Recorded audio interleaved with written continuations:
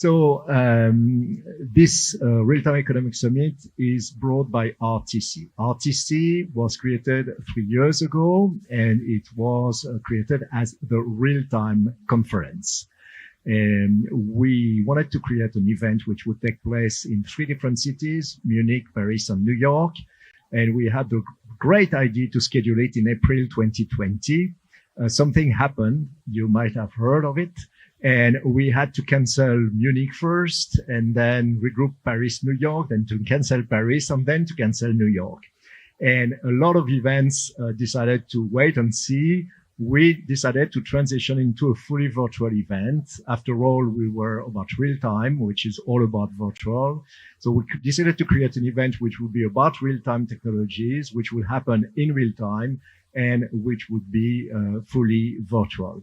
RTC was extremely successful. We opened registration 8 days before the first event in April 6th, on April 6th. And we had 7,000 people who registered in 7 days. So we thought that's great. We are on a good track. It's really the right time for real time. These are a few figures about RTC, the fully virtual event. So as you can see, in 3 years, we're able to bring together 15,000 emails. We have an audience mostly made of professional decision makers, executive management, etc.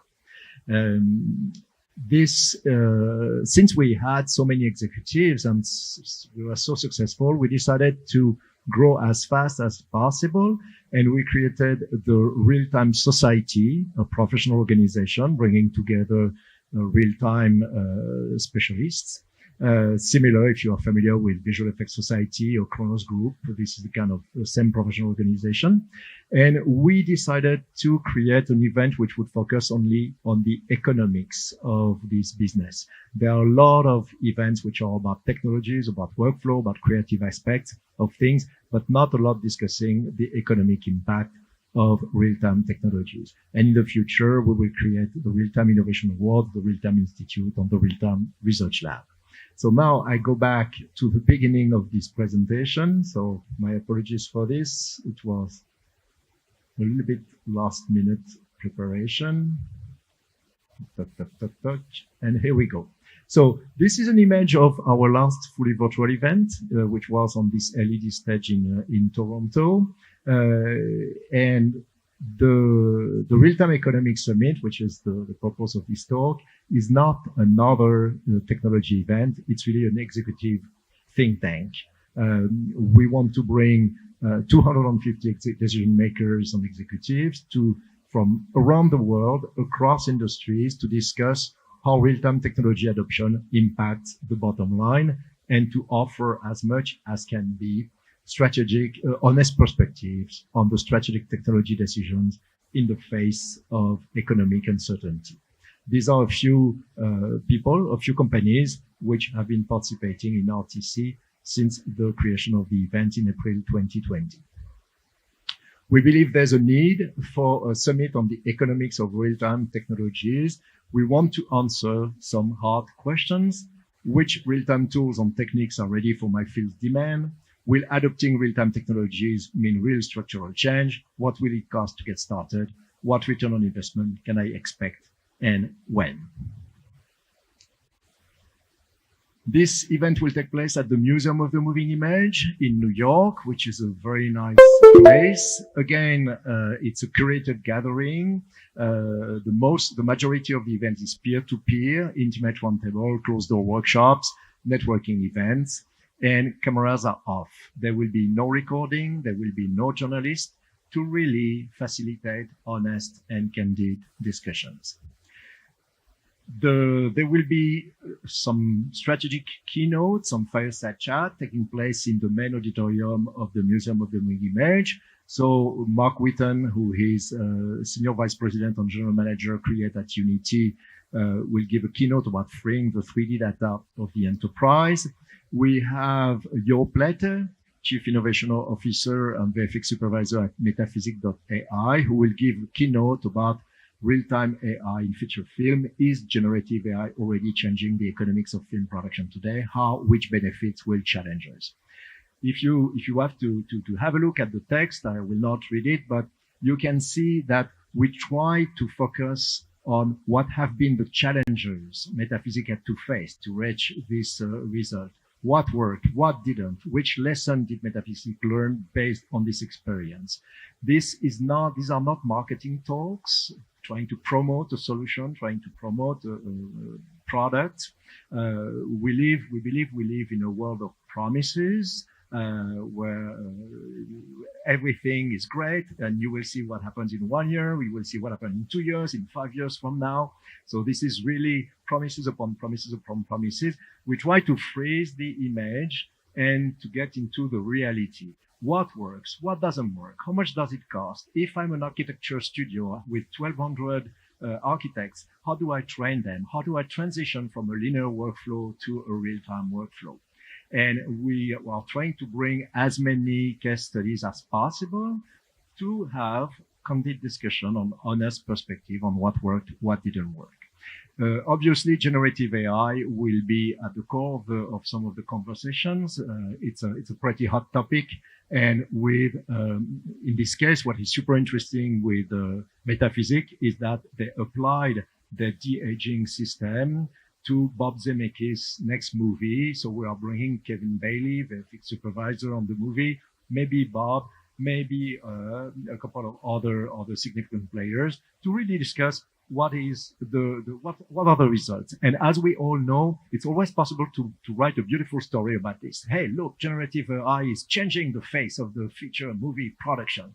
Sure, but how? And we all know that to achieve a goal like this, it means extremely short night on extremely long days and a lot of sweating. Yves Mahler is the CTO of ForgeRock. So ForgeRock is not necessarily super well known in this community, not as well known as Epic or Unity or these players. What is interesting with ForgeRock is that, oops, it goes too fast. It's very sensitive, this thing. What happens? Let me see. What is interesting with ForgeRock is that they discuss identity, security, access management. And in a time of increasing virtualization, I think it's a very relevant topic. Beside these keynotes, there will be some working sessions on roundtables, which will provide a platform for a smaller group of people to discuss key issues. There will be experienced moderators to guide the discussion, and also some reporters who will be able to come back into the audience to explain what are the main takeaways of each of these working sessions. As you can see, we have access to different rooms at the Museum of the Moving Image, which provide a perfect space for this kind of discussions. Obviously, there will be some networking opportunity, nice cocktails, and a nice moment together. We will discuss, just to give you a very quick example of what we will talk about. So, fourth industrial revolution, digital twins, virtual production. I will get back to this a little bit longer. And talking about virtual production, this is an example of the topics that we want to discuss in this framework of from promise to reality. So we will have leaders and experts. So that's a small group here who are leading the conversation. And we will have 20-25 people joining these leaders to have this candid discussion for 3 to 4 hours in a separated room. We identify different topics, which are listed here: creative content evaluation on execution strategies for virtual production, how to educate, guide, manage titles on filmmakers to engage in new technology workflows across simple, complex, and global content, budgeting strategies for complex virtual production upon dialogue about tactics of success when evaluating and unpacking virtual production content opportunities, when to hire in the development process, key takeaways that move titles to green light, learnings on setting VAT, scheduling, budgeting, crewing, etc. And then another session will be more focused, more devoted to LED volume, discussing again what has worked, what has been challenging, what have the risks been, what learnings can we share. Discussion about the design and architecture, partnerships to execute, financial burden, content execution approaches, de-risking technology obsolescence, etc. So as you can see, we really try to dive into the reality of the virtual part of that the virtual production community is facing. The same structure applies, for example, to architecture, where we will bring again some leaders and experts on a group of participants, of attendees, to discuss the economic impact of the real-time design process, the evaluation of real-time solutions and implementation strategies, digital twins development and data ownership. And for each of these working sessions, it's the same structure, expert, leaders, and an agenda well curated. On the metaverse aspect of thing, which is still very, very active, we will, of course, discuss, is it hype or is it normality? We will focus on content on creation processes, analysis of needed building blocks, available platforms, other consideration like data standardization.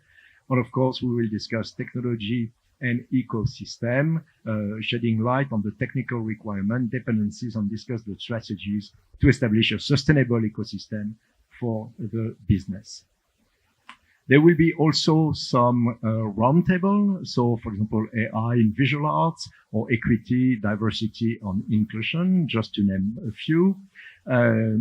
These are the list of partners who have been supporting us from the beginning of RTC. And I would like to thank specifically Epic and Unreal Engine, who were the founding partners of RTC. Without them, we wouldn't be where we are at the moment.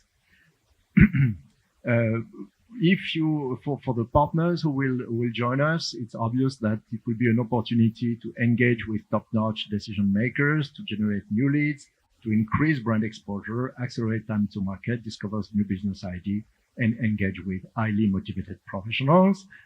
Just to give you an impression of what the Museum of the Moving Image looks like. So this is the main entrance of the Museum of the Moving Image. This is the registration desk. This is the coat check, the monitors which will be in front of the coat check. This is the cafe, which is where a lot of cocktails and parties will take place. And this is the entrance of the main auditorium. I showed you pictures of the main auditorium before. Again, some participants from previous RTCs, and thank you to all of them. As you can see, it's pretty diverse. Some testimonials, I will skip that. They love us and they say very good things about us. That's great. If you will to participate, you still can do it. We benefit from the support of wonderful advisory board. So thank you to all of these players. We have curators who are helping shape these tracks. If you are interested in helping us, please reach out. And this is the team with counselors, management, and co-founders. There are 250 tickets which are available. So if you want to participate, join us. If you are members of the Real-Time Society, you benefit from a 50% rebate on the ticket price. This I already showed you, and thank you very much. I'm very interested in having a question if you have some question. Thank you for the support. Much appreciated. Maybe what I can do is, I see that David Morin is with us. David, would you like to join me quickly just to kickstart maybe a conversation about the need for the community to move from promises to realities. So I would love to hear your thoughts. So maybe you want to introduce yourself so people can know, get a sense. I'm sure they know you. But... Hi, thank you, Jean-Michel, for putting me on the spot. My name is David Morin. I work at Epic Games in industry relations. I'm also executive director of the Academy Software Foundation, an organism created in the film industry to encourage the development of open source and open standards. So, virtual production, real time, this is the technology of our time. If you go to NAB here and walk the floor, you see an unprecedented amount of virtual stage of all sorts, and it's the new kid on the block. So every new technology that has come to our media industry go through phases, through original R&D, creative innovation phase where things are great, lots of promises, and and very high-end kind of workflows at first. And then over time, these workflows get figured out, made easier, and can be brought to markets and filmmakers that don't really want to be invested into the early phase and the product that requires a lot of R&D. So the economic conference is very important because we're at that stage where we need to answer questions that normal producers and normal filmmakers have every day, which is, okay, how much does this cost? How can I fit it in my budget?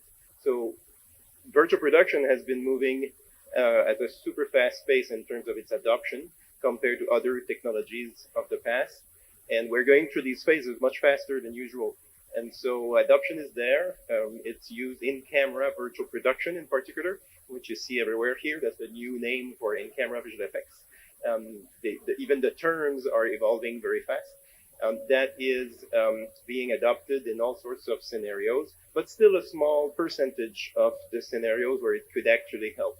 So we all need to work together to figure that out as fast as possible. For those of us who've gone through the cycle of technology a number of times, we have the benefit and we have the duty to look from our experience about the time it takes to make those technologies more palatable to normal filmmakers and normal people. And so it's very important to do events like the Real-time Economic summit. Summit. Yes, the Real-Time Economic Summit. Thank you so much, David. You're welcome. Any question regarding virtual production or the Real-Time Economic Summit? 1, 2, 3? No?